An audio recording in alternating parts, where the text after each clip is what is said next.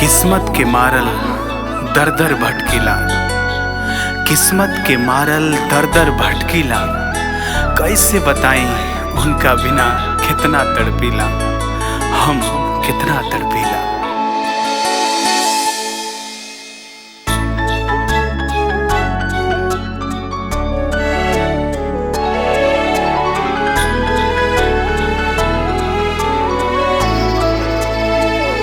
खिलौना जान के खिललू दिल तोड़ दिहलू, खिलौना जान के खिललू दिल तोड़ दिहलू। दहके तन्हाई में, दहके तन्हाई में नैया जरा के छोड़ दिहलू। खिलौना जान के खिललू दिल तोड़ दिहलू, खिलौना जान के खिललू दिल तोड़ दिहलू।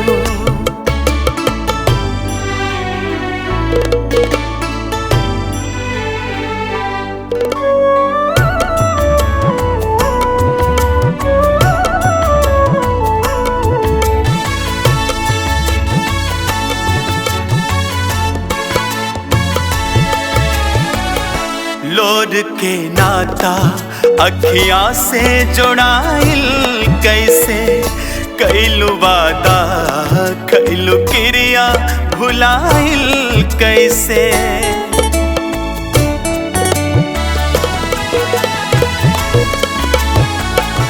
लोर के नाता अखियाँ से जुड़ाइल कैसे, कैलू वादा कैलू क्रिया भुलाइल कैसे। प्यार के मारल है, प्यार के मारल बना के पागल मुहवा मोड़ लिहलू। खिलौना जान के खिललू दिल तोड़ दिहलू, खिलौना जान के खिललू दिल तोड़ दिहलू।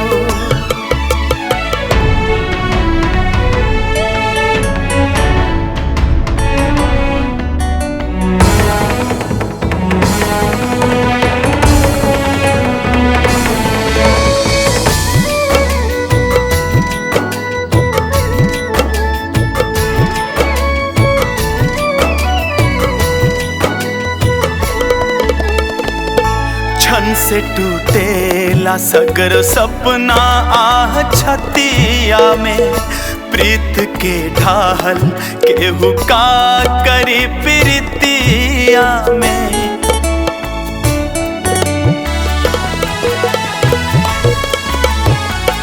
छन से टूटेला सगरो सपना आह छतिया में, प्रीत के ढाहल केहू का करी प्रीतिया में। तू मनोहर है, तू मनोहर उमेश जी से मनवा जोड़ लिहलू।